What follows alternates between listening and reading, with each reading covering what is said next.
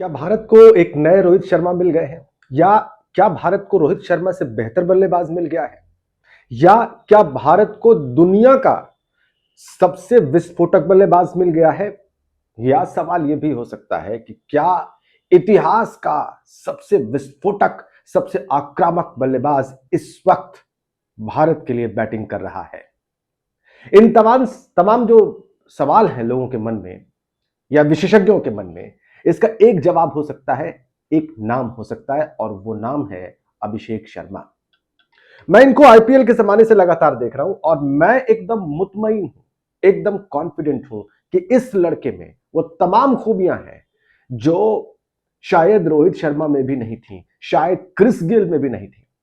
अब देखिए, रोहित शर्मा और अभिषेक शर्मा दोनों में एक चीज कॉमन है, दोनों शर्मा जी हैं, शर्मा जी के बेटे हैं। और एक पाकिस्तानी दर्शक ने यह कमेंट किया था जब अभिषेक शर्मा ने ताबड़तोड़ बल्लेबाजी की थी दुबई में, तो उनका यह कमेंट था एशिया कप के दौरान, उस पाकिस्तानी दर्शक का, जो मुझे याद आता है कि भारत के लिए एक शर्मा गया तो दूसरा शर्मा आ गया। एक शर्मा 2020 से रिटायरमेंट लिया और दूसरा शर्मा आ गया, और ये दूसरा वाला शर्मा जो पिटाई करता है, जो तबाही मचाता है, उसका पैरेलल ढूंढना इस वक्त वर्ल्ड क्रिकेट में तो बहुत मुश्किल है। पीछे जाके आप देखेंगे तो भी आपको मुश्किल लगेगा।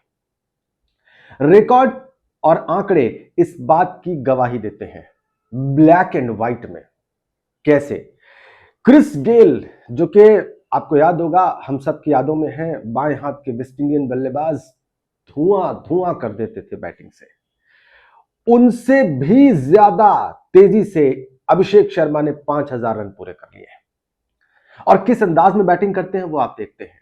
लॉन्ग हैंडल होता है उनका बैट पकड़ते वक्त, और बिल्कुल क्लीन हिट करते हैं। और कभी आपने उनको नहीं देखा होगा कि वो पिछले किसी छन्नाटेदार शॉट के बहाव में बहकर अगला शॉट खेलते हो। चेहरे पर इतनी कम उम्र में वही शांति, वही कंपोजिशन रहता है जो कि एक बहुत मैच्योर और बहुत अनुभवी बल्लेबाज के अंदर दिखाई देता है। नेचुरली गिफ्टेड है अभिषेक शर्मा, और इसके ऊपर उनकी जो ट्रेनिंग हुई है युवराज सिंह के द्वारा, जो उनके मेंटर हैं, वो भी गजब है। युवराज की बल्लेबाजी की तकनीक हम जानते थे, उनकी स्टाइल हम पहचानते थे, और वो भी तमाम खूबियां आपको अभिषेक शर्मा के भीतर दिखाई देंगी।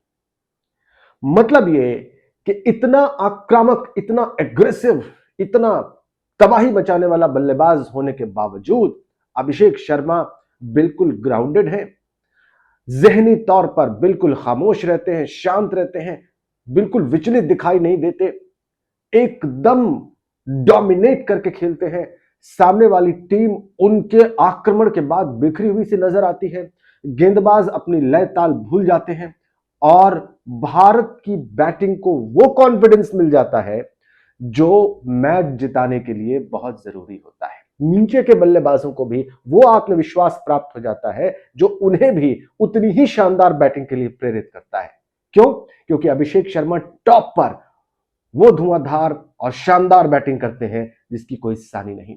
मेरी नजर में यह लड़का इस वक्त विश्व क्रिकेट की नई सनसनी है, भारत की नई उम्मीद है, और भारत ये कह सकता है पूरे विश्वास के साथ, पूरे दमखम के साथ, कि हमें रोहित शर्मा से भी शायद बेहतर बल्लेबाज मिल गया है।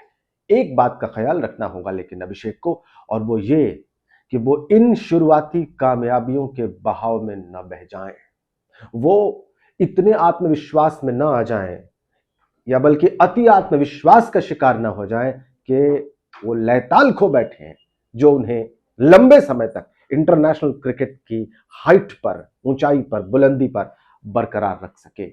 इस बात का अभिषेक को बहुत खास ख्याल रखना होगा।